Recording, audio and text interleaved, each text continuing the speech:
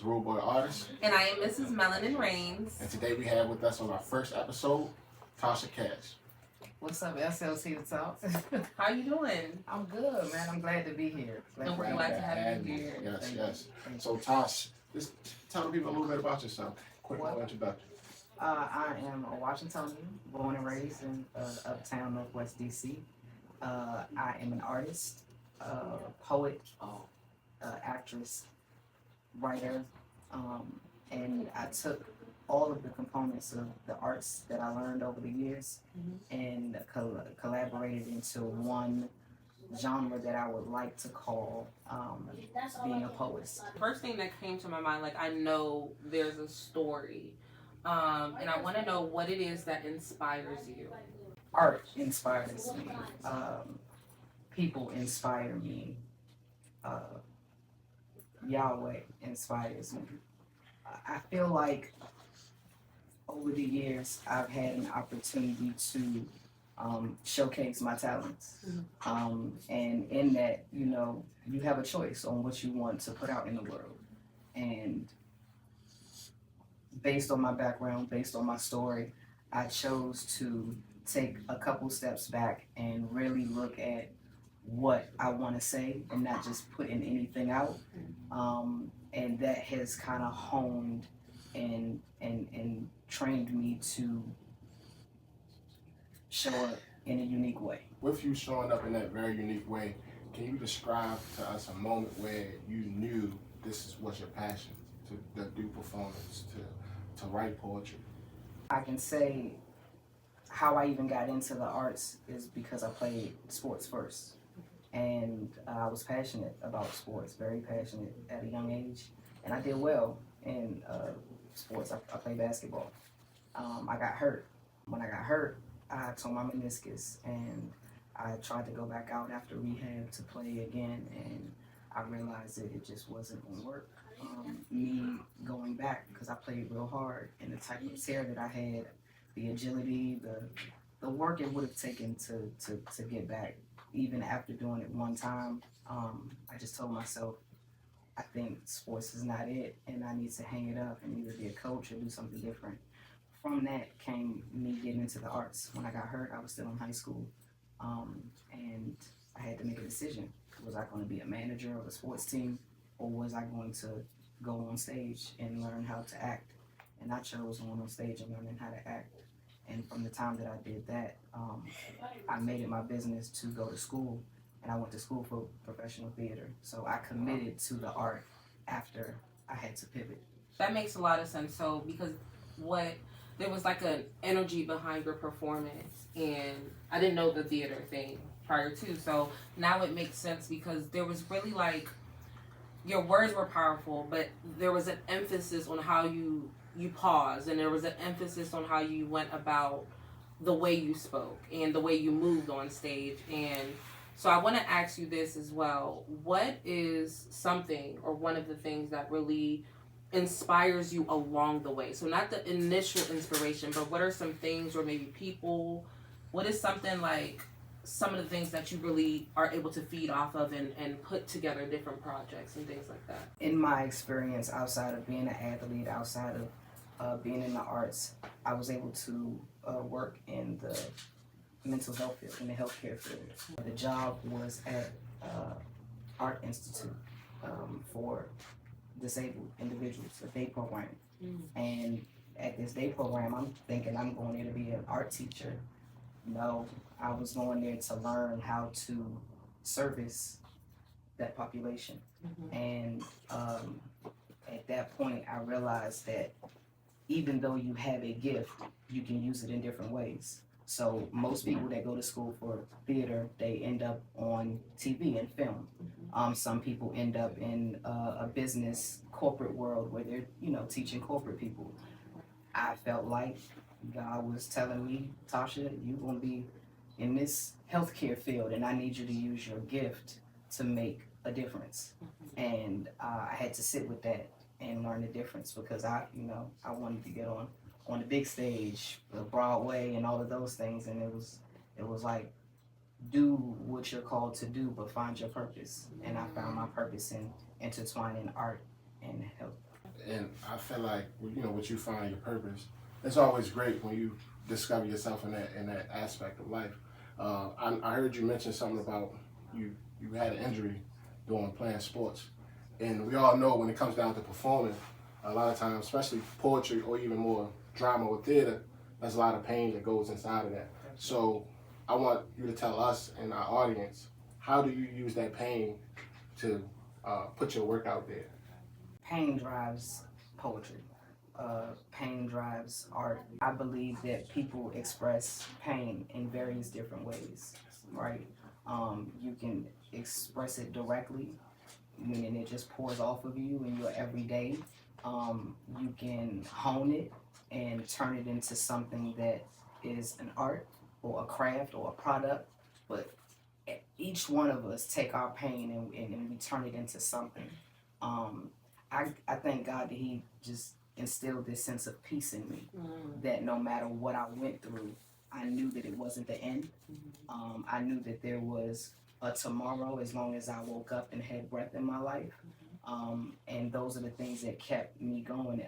If He still kept me here, then I knew that I had another day. So for me, it was little by little and taking it one day at a time. Just to piggyback off of the networking situation, how powerful has networking been for you? Networking has been a part of my lifestyle. I've always been a networker, and I feel like in the past 10 years when I wasn't performing, I was working, and me working was literally to network.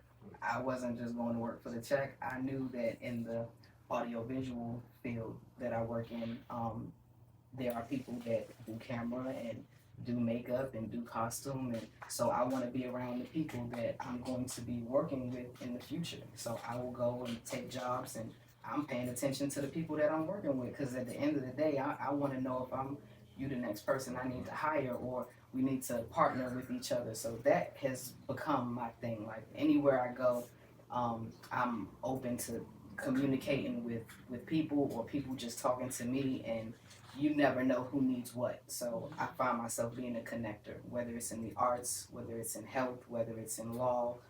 It's just, you never know who needs what. Like, how did you come in contact with Speak Life Tour with that? Like, how did you build that connection? In what ways are you benefiting from that connection, but also spreading that connection around to help impact other people or get other people involved with the SLT? I was working with a collective of artists from the DC area, and we were setting it up to where as though we tried to get artists from each ward. And we did a collaborative where we went into the studio. I was the poet and everyone else was the artists. And we went in, we made a couple songs, and the songs were targeted towards police brutality at the time. And after we made those records, the group or the collective, it didn't stay together, right? Life happened and everyone kind of bared off. But before everyone split, I was networking or part of the management team of this collective, and I found Catherine on That's our girl. Facebook, man. And I seen Speak Life, and I was like, okay, what is this? And she was having an event, and there was tickets to the event, and I seen the tickets, and I said, 125 tickets for an event. I said, it's a lot of us. So I called Catherine, and I'm like, hey, I seen your event. I have this collective of, artists that we just came together and we're trying to do something. She said, okay, let's do it. And Catherine comped our tickets. Yeah, that's how that's all of us. It was at least 15 of us. I don't even think I was there. I was in the city at the time, but I was connecting the dots, and they all went to the event, and me and Catherine, we just worked it out, through communication. So I don't even remember when we met in person. That was it. I found her, I saw her, I made contact, we connected on, what it was about, and from that point, they all came out. I think they performed, and it was a great event. 10 years later, I think Speak Life had died down for a second, and I had went into my hiatus, and then I seen it pop back out, and I had been watching Speak Life over the years, even though I wasn't in the area, and I just knew when it was time that I would be ready. What would you say to other artists, entrepreneurs about connecting the dots between community and their gift? I would say the first thing you gotta do is you gotta get you together, right? You gotta get you ready to be ready for community. You can't help yourself. You can't help anybody else. That's just flat out. You can try, and it may hurt, and you'll learn from those mistakes. But why, when there's enough wisdom and resources out here to guide you in the right way the first time? So for a lot of us, taking advice wasn't always the first. You know, learn by mistake and doing it our way. I feel like in this era, 2025, you don't have to do that. There's enough success stories to not have to take the back road to being successful or just finding who you are. So ultimately is finding out who you are, knowing yourself, and staying true to who you are first, and then letting the world receive that. Because anything less, you know, it doesn't have a solid foundation. I heard you mention before, as far as having a mindset, but knowing that you knew it was time, right? So at this point in the stage in your life right now, how do you maintain that mindset? Like, do you feel like you're gonna go back to that 10-year gap? Like, where's the oils? Or now are you ready to be consistent with your whole artistry? In that 10-year gap, I was in a cave. I told you I'm a poet. I started doing poetry first, but after we met in 10 years ago, I started doing music. Gotcha. My brother was into music. He was an engineer, and he wrote music, so he became an artist. We built a studio. So I lived in the studio for the past 5 years and just created music. So your off day really wasn't your off days. You were still always being consistent. Yes. And that brings me to something else, because consistency looks different for everyone. And I feel like in that space of time, you really highlighted that there was personal development that you needed to do in order to strengthen your artistry and make the connection between your artistry and community, and seeing how that all plays out.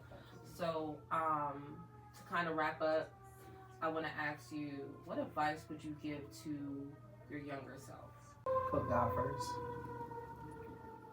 Fear nothing. Go after your dream and believe in yourself, no matter if anyone else does. I want to thank you for coming on. I want to wish you well in all your endeavors. Are there anything that you would like for the audience to know? Anything you have coming up? Projects? What would you like for the audience to know? Next show will definitely be with the Speak Life Tour, April 17th at Signal. Is it Signal? Yeah. Okay. Mm-hmm. And then also, I want to make sure that we highlight live water. Okay, we got live water in the building. Hey, matter of fact, I'm gonna take a sip right now. Please Look. do, please. I want you to tell the world what it tastes like. I'm a Let's not fan. just- I'm a fan You of had the this glass. before? Yes, I had it yesterday actually, and it's top tier. Yes. So We got this brand- alkaline water. This is live. Yep, live water. The brand is from Winston-Salem, North Carolina. I'm feeling more live now with just a sip. See what I'm saying? Alkaline water. Yes. Okay. So we wanna live healthy. We wanna breathe yes. healthy. We wanna speak life, right? And so I like to partner with companies or organizations that fit the fold, the brand, the lifestyle. And Live is a company that is Black owned. And my partner that I work with, we went to school together. Oh, cool. A&T. North Carolina A&T, and again, that's one of the networking opportunities that I stuck in with. Tasha, how can the world find you? I am Tasha Cash on Instagram, Tasha Thorne on Facebook, and you don't find me nowhere else yet. Okay. So there you have it, guys. We are again the host. It's myself, RUDEBOY artist, alongside Mrs. Melanin Reigns, and you can find us on all social media platforms at Speak Life Tour. Make sure you stay in the loop with SLT the TALK. And Yes. Tasha, thank you again for being with us today. Thank you for having me. I appreciate it.